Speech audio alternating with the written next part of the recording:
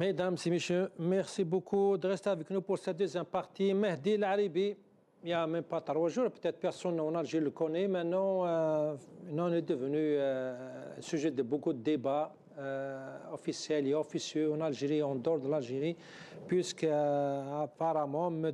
Mehdi El Aribi est un des têtes d'une fameux groupe criminel en France qui s'appelle DZ Mafia. D'abord, on va écouter cette information, son arrestation en Algérie. J'en viens à vous. Et nous avions d'autres sujets, notamment des coopérations judiciaires extrêmement importantes de la lutte contre la criminalité organisée. Le narcotrafic. Qui touche les dirigeants de la DZ Mafia, mais qui touche aussi d'autres sujets, qui touchent la sécurité de l'Algérie et la sécurité de la France. Cédant à la demande des autorités françaises, Alger acte une étape importante du dégel des relations avec Paris. La France avait en effet délivré un mandat d'arrêt contre Mehdi El Aribi il y a plusieurs mois. Laurent Nunez puis Gérald Darmanin s'étaient même rendus sur place en février pour l'un, au mois de mai pour l'autre, pour réclamer entre autres son interpellation. D'où la satisfaction exprimée par le garde des Sceaux sur X. Merci aux autorités algériennes pour cette avancée et cette coopération, salue le ministre de la Justice, qui lors de son dernier déplacement en Algérie était notamment venu accompagné de la présidente du parquet national anticriminalité organisée. Reste désormais la délicate question de l'extradition de ce chef présumé de la DZ Mafia. L'Algérie n'extradant pas ses ressortissants. 2 autres têtes de l'organisation mafieuse seraient par ailleurs également réfugiées sur place. Autant de dossiers toujours épineux entre Paris et Alger.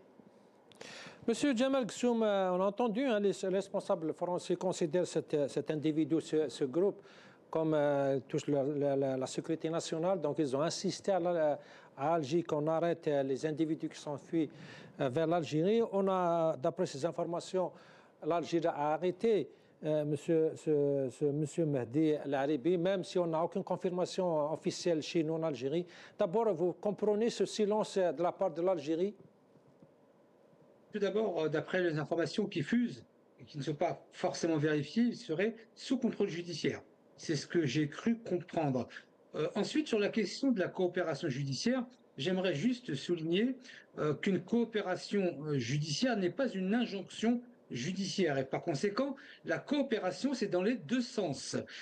Et j'entends par là la question de personnes que l'Algérie réclame à la France, dont M. Bouchoual. Donc il serait bien pour la France qu'elle minimise pas le sens de coopération à sens unique.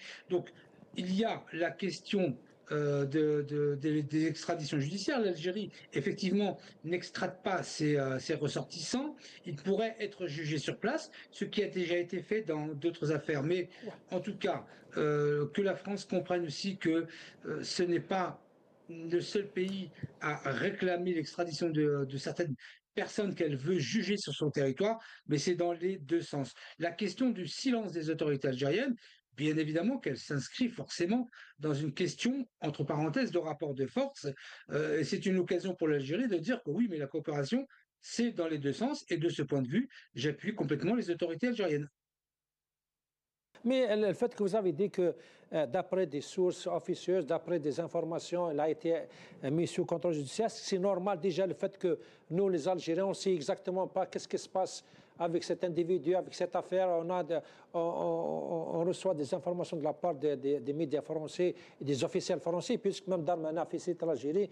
Mais chez nous, il y a ce silence. C'est un silence. C'est quoi? Comment on peut justifier ce silence, M. Ghassoum? On ne peut pas le justifier. Les autorités algériennes ont toujours, depuis 2020, eu des problèmes de communication, aussi bien au niveau national qu'au niveau international. Et donc, ils ne savent pas, ou je ne sais pas quels sont les conseillers qui conseillent M. Tebboune sur les questions des relations internationales, mais visiblement, il n'y a pas de conseiller parce qu'on voit bien que l'art de la politique, vous savez, c'est la vie de la cité, c'est la traduction étymologique du terme, mais c'est aussi le savoir communiquer. Et le savoir communiquer en Algérie, ils ont un problème entre eux. Peut-être, c'est pour ça que je dis souvent que en Algérie, la politique est menée de façon tribale. C'est un peu la façon al-Urouch. Et on n'est pas dans un contexte international où on communique de manière claire. Il a été arrêté, ça a été dit. Ça, au moins, ça a été dit. Mais est-ce qu'il est sous contrôle Non, judiciaire, ça a été dit etc. ça a été dit par les médias français hein, pour le mais rien Oui, de ce côté officiel. d'accord, ok, je ne savais pas. Non, Très il y a bien. aucun Donc, voilà, ça confirme qu'il y a un vrai problème de communication.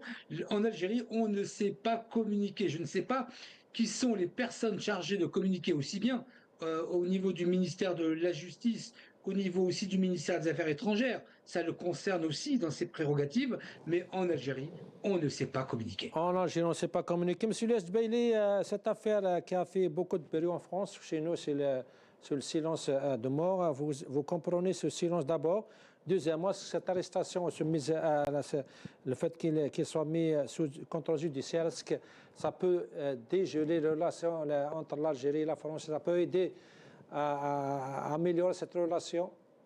Je pense tout d'abord, il y a des objectifs sous-jacents de cette coopération judiciaire entre les deux pays qui a commencé à reprendre, pas seulement avant l'interpellation des deux fondateurs de la mafia des aides, Med El Aribi et Rachid Chah en Algérie. Monsieur Lies, on n'a pas entendu encore cette deuxième personnalité. Elle a été arrêtée aussi? Au fait, attention, les termes, comment ils sont utilisés? Ils ont été interpellés. Les deux, hein? Les deux interpellés, ils sont, d'après ce qu'ils disent, sous contrôle judiciaire. Ça veut dire quoi, contrôle judiciaire? Ça veut dire qu'ils sont libres. C'est ça la question. Sous contrôle judiciaire, pour des barons qui sont derrière la création d'une association quand même criminelle, qui a généré tant de morts en 2023 quand même. C'est des crimes abominables, surtout dans le côté de la Ciotat, Marseille et tout. Donc il y avait et surtout avec le clan Yoda, enfin tout le monde le sait. C'est-à-dire ils sont derrière cette organisation ou cette entreprise criminelle. Donc en Algérie, au fait, ils sont bon, c'est une communication feu de paille. Hein. Ils sont interpellés, on ne dit pas qu'ils sont arrêtés, ils sont interpellés, mais sous contrôle judiciaire. Ça veut dire qu'ils ne sont pas incarcérés, ils sont libres. Les autorités algériennes ont répondu à une injonction, il y a un mandat d'arrêt international émis par la France. Mais il faut le comprendre autrement, Salim. C'est qu'on sent bien que, quelque part, la coopération judiciaire, elle commence à démarrer, certes, entre la France et l'Algérie. Mais je pense que l'Algérie aussi veut aider quelque part, veut aider.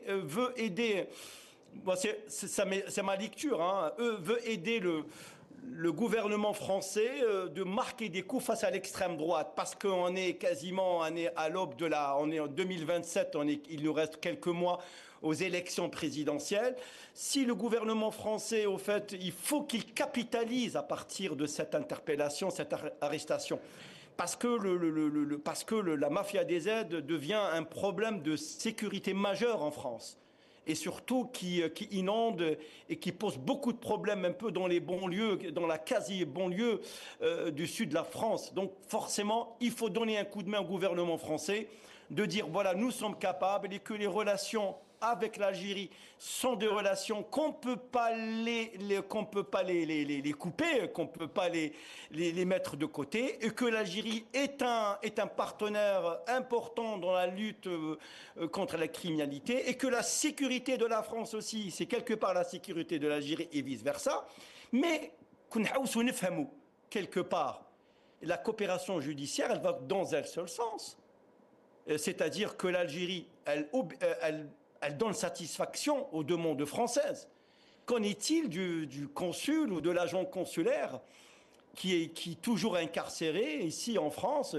Ça veut dire quoi? Ça veut dire qu'on est dans un état de droit.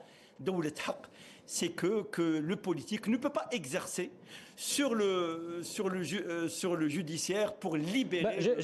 Justement, M.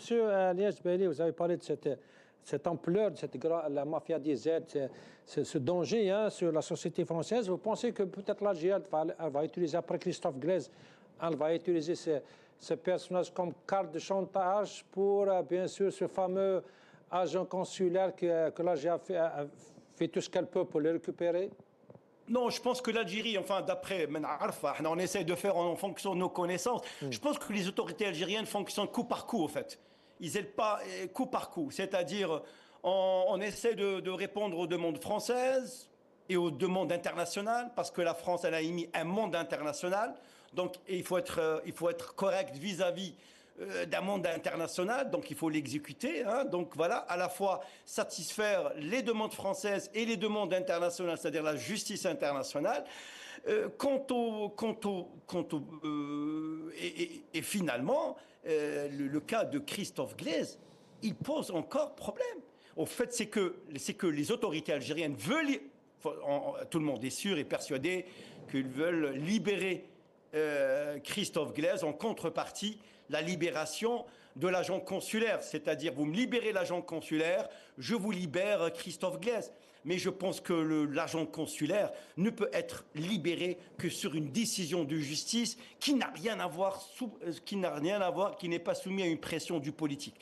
Maintenant, je ne sais pas, mais je pense que même le cas de Christophe Glaise devient un cas encombrant pour les autorités algériennes. Hein, parce qu'au fait, c'est le même cas que celui de Boualem Sansal. Ils veulent le libérer, mais ils ne veulent pas donner de blanc-seing quelque part, comme quoi ils ont capitulé. Donc ils essayent de trouver la manière, l'art et la manière, la bonne opportunité, la bonne occasion pour libérer Christophe Glaise. On a vu, comment il s'appelle, Ségolène Royal, on a vu Laurent Nunez, ministre de l'Intérieur, on a vu les parents de Christophe Glaise c'est des parents qui sont gentils, qui n'ont jamais dit un mot de travers à l'Algérie, même aux autorités algériennes, même au pouvoir algérien. À chaque fois, quand il interpelle le président Tebboune, monsieur le président, notre fils, il est innocent, c'est un sportif, il aime l'Algérie, il aime la Kabylie, il aime le football algérien, il aime ceci, cela. Donc, il sait ce qui est vrai. Donc, le cas de Christophe Glaise, il est otage de la relation entre la France et l'Algérie. En fait, c'est une monnaie d'échange. Et quelle monnaie d'échange? C'est l'agent consulaire. Et l'agent consulaire, il est dans un état de droit. Donc, il dépend aussi d'une décision de justice indépendante. Quant à Christophe Glaise, il ne dépend ni de la justice algérienne, la justice algérienne qui sauf elle est, je veux dire, elle est juste. Donc, il dépend aussi d'une décision, soit de Tebboune, soit des secrets, ainsi de suite. Très bien. Si Samir, peut-être je vais rester avec ce fameux groupe de Mafia DZ qui se revendique officiellement, ça c'est bizarre, hein, elle revendique son algérianité, puisqu'apparemment, on a vu une vidéo avec le drapeau algérien sur la table. Ça, c'est bizarre, mais on va voir une partie de cette vidéo qui a été diffusée par ce groupe pour une autre affaire interne, hein, qui concerne le maire de la région marseillaise. Mais on va rester sur cette image du drapeau algérien sur la table devant ces agents de la mafia DZ. Une affaire assez grave, qui encore une fois met le nom de la DZ en avant. Il y a quelques jours de cela, un maire a été victime de menaces et d'intimidation, un acte lâche et odieux, fait par des personnes voulant nuire à la société, rabaissant la moralité française, mais surtout en visant le groupe de la DZ. Nous condamnons fermement cet acte de fer et nous sommes en aucun cas responsables de cet acte criminel, méritant d'être condamnés. Si Samir, un drapeau algérien sur cette table, selon les autorités algériennes, un drapeau, c'est la Siyada al-Wataniya. Personne n'en a parlé, il n'y a aucun communiqué du ministère des Affaires étrangères. Comment vous expliquez aussi ce silence? Un drapeau algérien dans cette vidéo qui représente un groupe mafia criminel qui concerne la France. Moi, j'ai été horrifié quand j'ai vu les images là avec le drapeau algérien. J'ai été horrifié parce que c'est gravissime, c'est l'emblème de notre pays et il est associé comme ça à une organisation criminelle. Bien sûr qu'il faut le dénoncer absolument, à commencer par les autorités algériennes qui doivent assumer ce rôle qui est le leur. D'abord, avant tout le monde, avant nous, les citoyens, les militants, c'est d'abord leur rôle de se démarquer de ce genre de choses et de dénoncer le fait qu'une organisation criminelle utilise l'emblème national, le drapeau algérien, dans ses communications. Moi, j'ai été horrifié. J'aime pas du tout le fait qu'on associe notre emblème à une organisation criminelle. Et j'imagine que en France, ce genre d'image sert un bord idéologique, c'est celui de l'extrême droite ou des anciens de l'OAS et des anciens Waffen-SS qui disent que l'Algérie, on l'associe à la criminalité. C'est ce qu'on retrouve dans leur discours quotidien, tous les jours. Et une image comme celle-là, c'est à se demander si elle n'est pas préparée exprès. Ben, même si elle est préparée exprès, c'est Samir, mais on ne peut pas justifier ce silence des Algériens. Maintenant, n'importe qui en France, il va dire comme quand finalement ils sont manipulés par l'État algérien, c'est justifié. Absolument. Parce qu'il y a un silence. Comment expliquer ce silence? Absolument. Si on s'embarrasse, quand même, c'est bizarre. Je ne sais pas, moi j'ai pas de réponse, je pense qu'il n'y a qu'eux qui peuvent nous répondre, et encore, Salim, tu connais mieux que tout le monde d'ici qu'ils ne répondent pas à ce genre de questions, on ne peut même pas les leur poser, mais c'est à eux qu'il faut poser la question. Et nous, on s'en démarque, nous dénonçons ce genre de choses, c'est déjà très important, il faut le dire sur tous les médias où c'est possible, et je pense que ça recoupe un petit peu la question de tout à l'heure que tu posais à propos de la façon de communiquer sur ces interpellations des chefs de cette organisation criminelle qui se sont cachés en Algérie et qui continuaient pendant des années visiblement à gérer leur organisation criminelle à partir de l'Algérie, et ils avaient même des canaux de communication avec des gens qui sont en prison ici. Ils communiquaient avec leurs collègues de l'organisation qui sont dans des cellules ici en France. Et j'allais dire, j'écoutais tout à l'heure les réponses des compatriotes, je pense qu'ils ont bien résumé la chose, et je voudrais juste rajouter un truc, c'est que ça nous rappelle cette communication sécuritaire qui est celle du régime algérien depuis les années 90, où les questions sécuritaires sont gérées d'une manière très spéciale.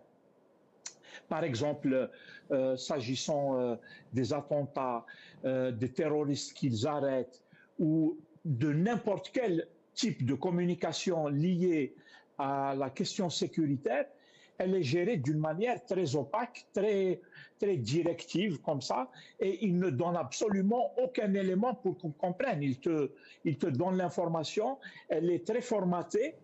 Des fois, il ne donne absolument pas d'informations, ou quand il la donne, elle est très formatée. Comme l'attentat de Blida, il y avait tout le monde, c'est comme qu'il y avait un attentat, mais eux, il n'y avait aucune communication. C'est comme ça.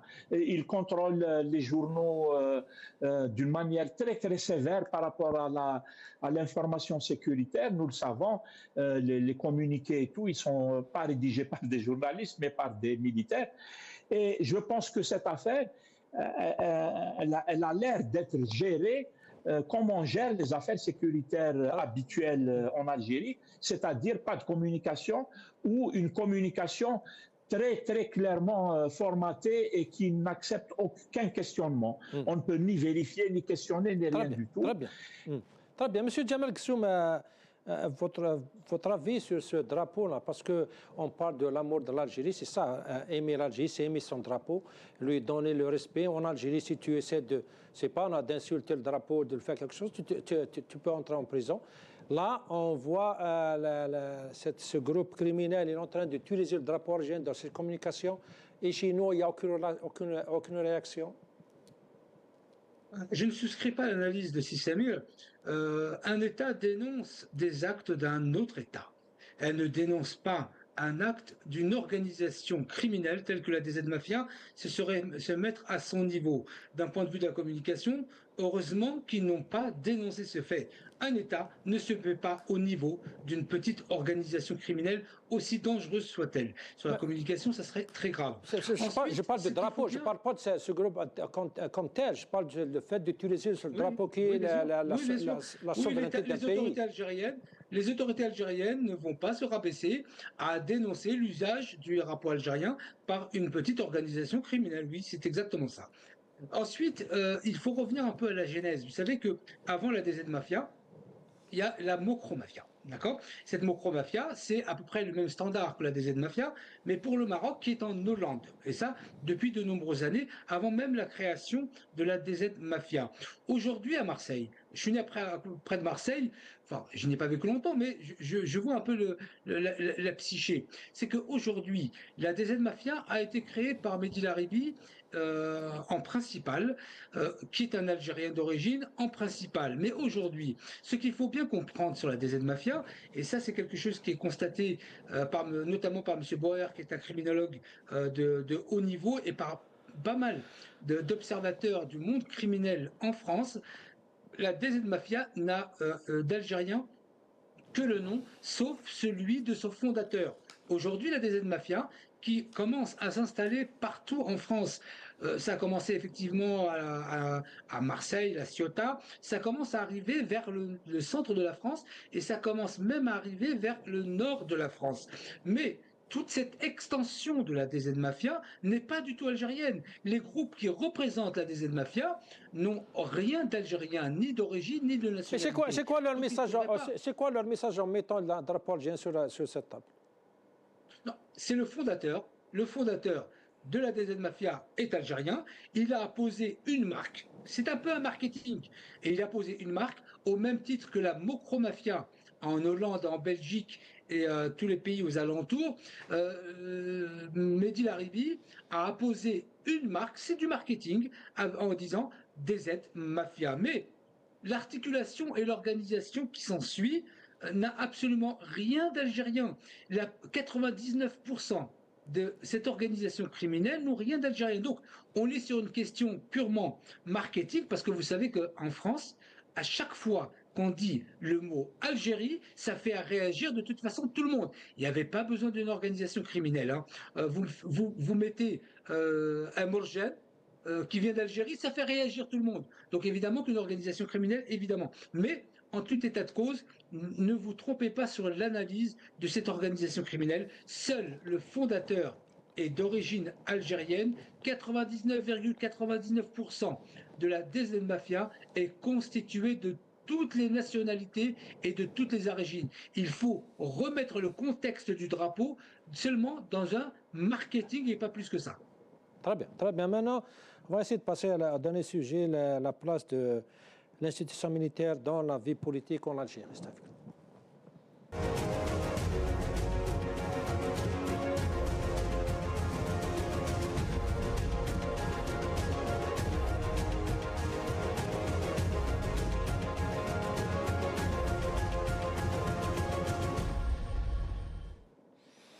On va aborder ce sujet parce que cette semaine, on a célébré ce 4 août, la journée nationale du Jeish, de l'armée. Peut-être beaucoup d'Algériens ne savent même pas c'est quoi le 4 août, pourquoi on a choisi le 4 août. On va voir cette petite vidéo pour essayer d'expliquer c'est quoi vraiment le 4 août, qu'est-ce qui s'est passé le 4 août 1962. في خضم التحول من مرحلة الاحتلال إلى عهد الاستقلال ومن معركة التحرير إلى معركة البناء تم تحوير جيش التحرير الوطني إلى الجيش الوطني الشعبي سليله ووريثه الطبيعي، وذلك يوم 4 أوت من العام 1962. هذا اليوم الذي أقره السيد عبد المجيد تبون رئيس الجمهورية القائد الأعلى للقوات المسلحة وزير الدفاع الوطني يوما وطنيا للجيش الوطني الشعبي.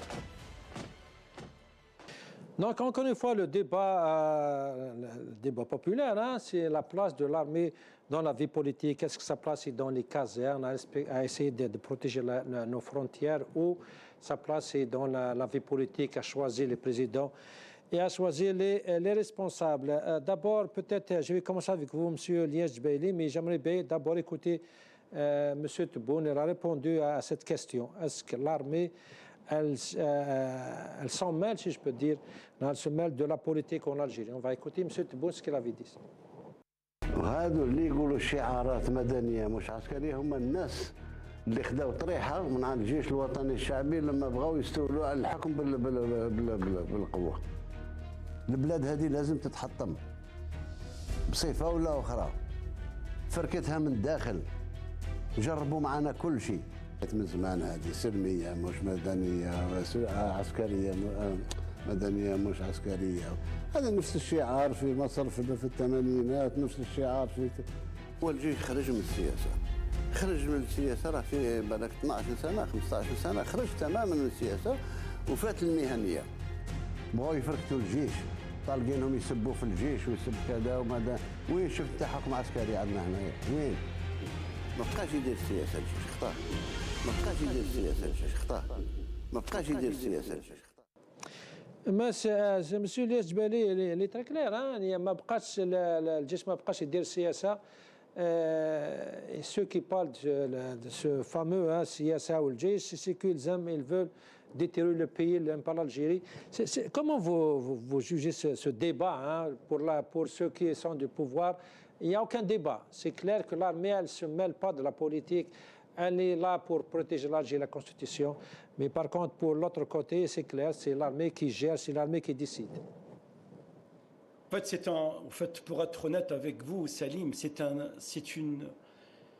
question de l'intrusion de l'armée dans le civil, au fait, ça remonte avant même l'indépendance, la primauté du civil sur le militaire, et ceux qui voulaient pas laisser le militaire ceux qui voulaient pas laisser le militaire prennent l'emprise sur tout.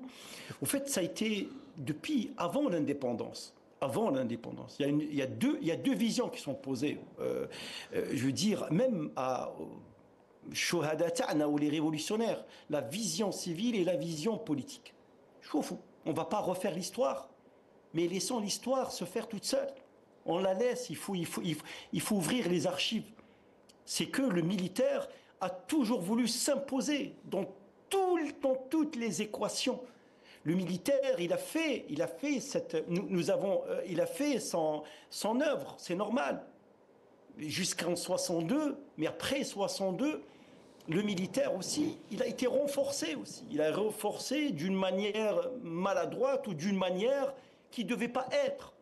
Le militaire, il est là pour, tout d'abord, je le dis, à chaque fois que je passe le Maralibiya, je dis, moi je respecte le Jaysh Sha'b al-Watani parce que chacun, parmi nous, il doit y avoir des membres de la famille qui servent la patrie, qui sont dans l'armée. Mais il faut faire la nuance aussi entre l'armée, celle du peuple, qui émane du peuple, qui est héritière de la LN, certes, quoique ce mot aussi il est discutable. Ce mot aussi il est discutable. Mais on ne va pas rentrer dans les débats, dans les détails. Mais aussi, et ceux qui gèrent l'armée, et ceux qui instrumentalisent l'armée, et ceux qui veulent utiliser l'armée pour garder le pouvoir, pour imposer une vision. On ne peut pas construire un pays avec une vision militaire. On ne peut pas. Les deux dernières dictatures militaires de l'Amérique du Sud, ils ont cédé. L'Uruguay et l'Argentine. L'Uruguay qui a restitué la souveraineté au peuple. L'Uruguay, maintenant, c'est une grande démocratie. Et l'Argentine aussi, bon, quand même, il y a des faux pas à l'Argentine, après le départ du général Videla. Ce sont les deux dictatures qui n'ont jamais réussi. L'Uruguay, ils ont compris, les Uruguayens. Même au Portugal, la révolution des œillets, les officiers libres, c'est eux qui ont récupéré le pouvoir, ils l'ont restitué aux civils. Avec ça ne peut pas exister. L'armée, il faut qu'elle obéisse, l'armée, il faut qu'elle réponde aux exigences, aux prérogatives constitutionnelles. C'est-à-dire, c'est la défense de l'intégrité territoriale du pays. Et la défense aussi du peuple. C'est ça. Mais on ne peut pas instrumentaliser l'armée, on ne peut pas faire une course à l'armement avec l'armée, on ne peut pas à chaque année faire des dotations de plus en plus importantes. Je ne sais pas, je me rappelle, on était à 18, maintenant en 23, on va se diriger à 30 milliards de dollars. C'est parmi les armées les plus coûteuses au monde, dans un pays qui n'est pas en guerre. Le pays Tana, il n'est pas en guerre. quoique la majorité des armes, nous les importons des Russes. C'est-à-dire, après 60 ans, il faut être capable, à un moment donné, d'être autonome en matière de fabrication d'armes. Défensive, pas offensive. Je suis une armée pour attaquer. Au contraire, on n'est pas là pour faire une armée pour attaquer. On est là pour faire une armée défensive pour protéger le pays. Mais l'armée, vous savez très bien, on ne va pas redire, c'est le même discours. C'est l'armée qui nomme les présidents. C'est l'armée qui décide de l'avenir du pays. C'est l'armée qui défait, qui place et qui défait. C'est l'armée qui impose dans l'économie, dans le social. Et vous regardez, à chaque fois, dans une école, il y a le chef d'état-major. Dans une cérémonie scolaire, universitaire, à l'hôpital, le chef d'état-major. Mais est-ce que vous le voyez ça dans des pays qui sont beaucoup plus puissants militairement parlant? Monsieur, je ne sais pas si vous avez remarqué, parce qu'il y a beaucoup d'Argentins qui l'ont remarqué, c'est que cette insistance sur l'image militaire, comme vous l'avez bien mentionné, dans les écoles, l'ouverture d'une usine, n'importe quel événement, il y a toujours des militaires qui sont mis en avant. Je ne sais pas si vous l'avez remarqué, mais ces images sont beaucoup plus nombreuses, fréquentes, après le Hirak. C'est pendant on n'a pas vu ça pendant le Bouteflika ou ailleurs, mais pendant cette nouvelle Jazaïr Jadida, il y a cette insistance sur l'image d'un militaire qui est partout. C'est quoi le message? Au fait, vous avez raison, la question est très importante, vous avez raison, elle est pertinente, Salim, c'est après le Hirak. Après, pas la fin du Hirak, parce que le Hirak, il reviendra peut-être sous d'autres appellations, sous d'autres formes de revendications, pacifiques bien sûr, Inch'Allah, mais avec une idée beaucoup plus, avec plus de maturité, je l'espère, dans l'avenir. Mais après, eux, ce qu'ils veulent, c'est-à-dire montrer que le Hirak, il ne revient plus, que maintenant, c'est l'armée qui gère, l'armée, c'est elle qui est aux commandes du pays, c'est l'armée qui surveille, c'est l'armée qui garante de la Constitution, c'est l'armée qui est garante de la rentrée scolaire, c'est l'armée qui est garante de l'approvisionnement des rayons au supermarché. Mais M. Tebboune n'est pas contre l'armée. Mais aucun Algérien n'est contre son armée. Mais aucun Algérien. Mais est contre l'armée nationale, c'est-à-dire le Jish, le Sha'b al-Watani, le Jish. Mais la majorité, ils sont contre ceux qui ont instrumentalisé l'armée. Rien qu'à voir, il y a combien de généraux qui sont en prison? C'est sais pas le chiffre, mais il y a combien de généraux qui sont en prison? Et qui sont qui sont en prison, pourquoi? Pour des corruptions, pour la corruption, faux usage de faux, ceci, enrichissement illicite personnel, s'accaparer des biens de la société, s'accaparer des leviers économiques, s'accaparer des usines, s'accaparer du sucre, la semoule, ceci. Mais c'est ça l'image de l'Algérie. Monsieur Tebboune, quand il dit le slogan Shi'ar Dawla Madaniya Mashi Askariya, ça veut dire, non, qu'est-ce que ça veut dire Dawla Madaniya Mashi Askariya? Ça veut dire que nos institutions doivent être gérées de façon en dehors de l'emprise militaire. Ça ne veut pas dire que nous sommes contre les militaires. Non, du tout. Ça ne veut pas que nous sommes contre l'institution militaire. Et c'est ça, je ne sais pas s'il le fait volontairement ou c'est conseillé. Dawla Madaniya Mashi Askariya, Monsieur Tebboune, si on veut que notre pays soit un grand pays, un État fort sur tous les plans, il faut qu'il soit un État civil. Mais en même temps, il faut qu'on ait une armée. Une armée, je dirais, professionnelle. Une armée qui est capable de produire ses propres armes, une armée qui est capable, je veux dire, de faire des partenariats pour l'intérêt de la nation, une armée dans le budget. Ça va gêner, dans le budget. Doit être contrôlé par le Parlement. Qui fait un budget de 23 milliards, quels sont les supports de charge qui absorbent toute cette somme? Alors qu'on ne produit pas, on importe, entretenir. C'est quoi le rôle de la DRH, de la direction des ressources humaines, au sein de l'armée? Et c'est ça. C'est quoi la quote-part qui revient, la DCSI, la DCSA? Il faut qu'elle soit transparente. Est-ce qu'il y a une transparence? Non. Non, il n'y a pas. Très bien, Lies. 23 000. Très bien. Si Samir Belata, je reviens à vous. D'abord, ce que vous dites, ce que l'IS a dit, ou peut-être la plupart, la majorité, ou peut-être la quasi-majorité des militants disent comme quoi il y a l'armée qui se met dans le politique, c'est pas nouveau. On va revenir un petit peu avec cette vidéo à la déclaration de nos anciens, Ben Khadda et Aït Ahmed Ahna Marbi, les deux. Est-ce qu'ils ont dit par rapport à cette armée, son ingérence dans la politique? La vidéo. وإنما هناك زمرة من الجنرالات العسكريين والمخابرات هما اللي ماسكين زمام الأمور في الخفاء بدون ما يأخذوا مسؤوليات، بدون ما يعطوا حساب، ويستعملون المدنيين ومؤسسة مدنية كظاهرة لا قيمة لها، لأن أصحاب القرار هم العسكريين.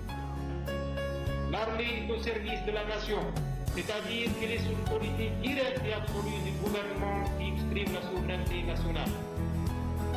Elle n'est pas la source du pouvoir selon l'idée simpliste qui confond force armée et origine du droit et du pouvoir. Cette origine ne peut être que le peuple. C'est là un principe de base de notre révolution et de toute démocratie. الجزائر حصلت على استقلالها وإنما ما شيدتش الدولة المنتظرة، الدولة التي وعدنا بها الشعب الجزائري أول نوفمبر 54. Si Samir, c'est par amour à l'Algérie, c'est par amour à notre chère armée que beaucoup d'Algériens demandent Madani Moucha Askari. C'est quoi qu'est-ce que vous pouvez dire? D'abord, juste un remerciement d'avoir fait ce retour sur ces deux personnages que moi, personnellement, je respecte beaucoup, justement pour cette raison, Sid Ben Khadda ou Aït Ahmed, parce que ce sont des gens qui ont fait énormément pour la révolution algérienne, celle qui a sorti notre peuple des horreurs du colonialisme. Donc ils ont fait énormément pour la révolution algérienne, mais ils sont restés quand même des politiques, même si à un moment, parce qu'ils étaient forcés, ils ont eu recours aux armes. Mais c'est des gens qui sont restés politiques. Par exemple, Aït Ahmed, je pense que tous les Algériens le connaissent très bien, puisque lui, il a survécu longtemps. Et puis Ben Khadda, en 62, il avait fait un geste que certains lui reprochent jusqu'à ce jour, c'est que à un moment, Chab Jazairi kan yaqoul 7 snin barakat, 7 ans de guerre atroce, qui était une guerre donc violente, militaire et tout. Et quand les putschistes de 62 ont pris le pouvoir par les armes, il a, entre guillemets, cédé. Ça veut dire qu'il a laissé faire pour éviter. Moi, j'ai écouté après ses explications, j'ai lu ses déclarations. Je crois comprendre, et les historiens me corrigeront si besoin, Belli, il ne voulait plus soumettre le peuple algérien à la violence des armes, puisque Chab Jazairi kan yaqoulha 7 snin barakat. Donc, c'est un éminent politique. Et moi, j'ai beaucoup de respect pour ça, parce que, comme le disait à juste titre, je pense, Lies, les pays qui se développent, ce ne sont pas les pays qui sont soumis à des militaires qui gèrent des ministères, à des militaires qui gèrent des piscines, à des militaires qui donnent des ordres à des directeurs d'hôpitaux, à des militaires qui gèrent des projets de construction de je ne sais quoi, d'autoroutes, etc. Ce ne sont pas ces pays-là qui se sont développés, et nous sommes bien placés, je pense, pour le rappeler. Nous voyons ici comment à l'ouest, pour moi en France, si c'est l'Amérique, Angleterre, ou qu'il y a des Américains, ou là, au Canada, ou là, dans d'autres pays développés, tu ne vois jamais les militaires s'immiscer de ce genre de choses. Les missions du militaire, elles sont cadrées strictement par les constitutions et par un cadre légal. Parce que ça m'est juste, je m'excuse, mais est-ce que vous pouvez imaginer peut-être en France le chef des armées face un discours pour dire comme quoi le projet de Macron, il est bien, c'est inimaginable. Non, inimaginable. Je pense qu'encore une fois, nous revenons à ce que nous disions tout à l'heure. Tebboune, le montage que vous avez fait tout à l'heure est pertinent. Il a dit plusieurs fois que etc. Alors que, je ne sais pas, je pense qu'un enfant de 3 ans, il le sait déjà en Algérie que c'est l'armée qui fait tout, on les voit partout. Et depuis le Hirak, ils sont sortis devant. Parce que le Hirak, il a cassé la vitre. Avant, ils étaient cachés derrière une vitre teintée. Et ils avaient un pouvoir, une façade civile, et ils géraient, ils donnaient des ordres, ils donnaient des gifles, des claques, etc. Mais ils étaient cachés derrière. Après le Hirak, et parce qu'on a vu pendant le Hirak comment les gens ont dénoncé cette gestion militarisée de notre pays et qui nous a mis, désolé de le rappeler à nos amis militaires, mais nous sommes les derniers au monde sur tous les plans. Il y a des colonels de l'armée qui ont donné des leçons aux gens en disant si vous n'êtes pas, vous les Algériens, vous n'êtes pas capables de gérer l'Algérie, c'est nous qui la gérons, sinon l'Algérie trop fikilzik. C'est exactement l'inverse. Nous sommes les derniers sur tous les plans, ya Hadarat. Du coup, au contraire, retournez dans vos casernes, prenez vos places et c'est très respectable. Et ça a été dit tout à l'heure et on ne le répétera jamais assez. On a énormément de respect pour l'armée algérienne. C'est une armée réellement populaire. Elle est composée du peuple algérien. Nous avons énormément de respect et nous la défendrons comme il se doit le moment venu. Par contre, il ne faut pas que l'armée intervienne dans le politique. Et ne venez pas nous dire que l'armée n'intervient pas dans le politique, parce que, vous l'êtes à 3 ans, elle est belle oubliée, l'armée, elle intervient dans le politique. Et ce n'est pas que depuis le Hirak, ça a toujours été comme ça. C'est pour ça que pendant le Hirak, il n'y avait pas le Jazair el-Jadida pendant le Hirak, c'était le Jazair el-Qadima pour parler leur langage, leurs éléments de langage. Eh bien, les gens, ils demandaient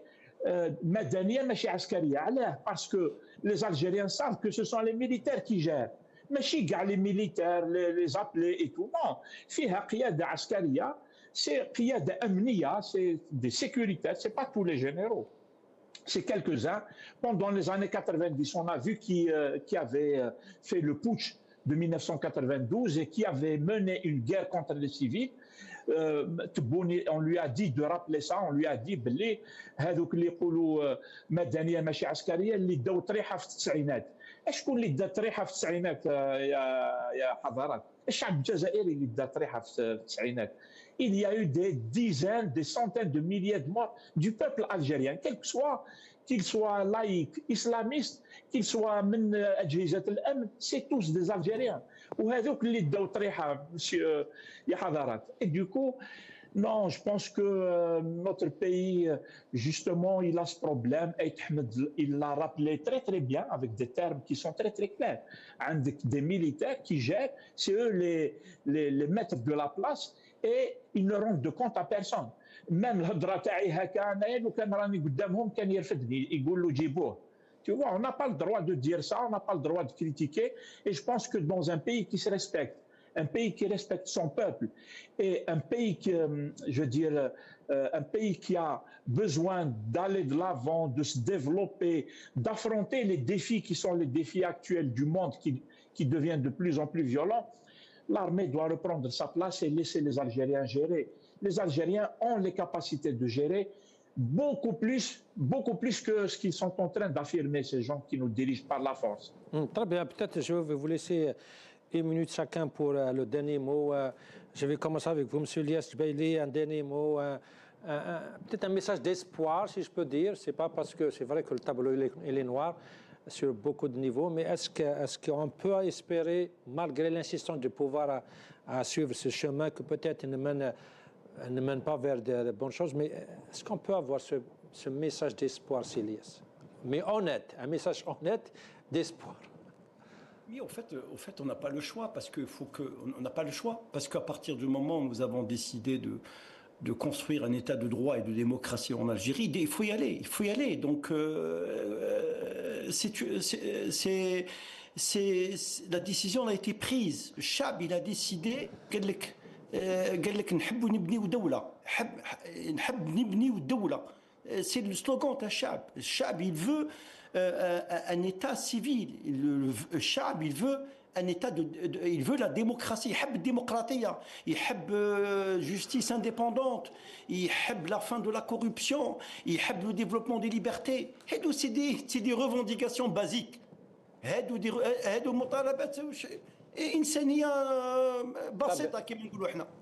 Donc, c'est-à-dire, on n'a pas le choix. Donc, on n'a pas le choix. On n'a pas le choix.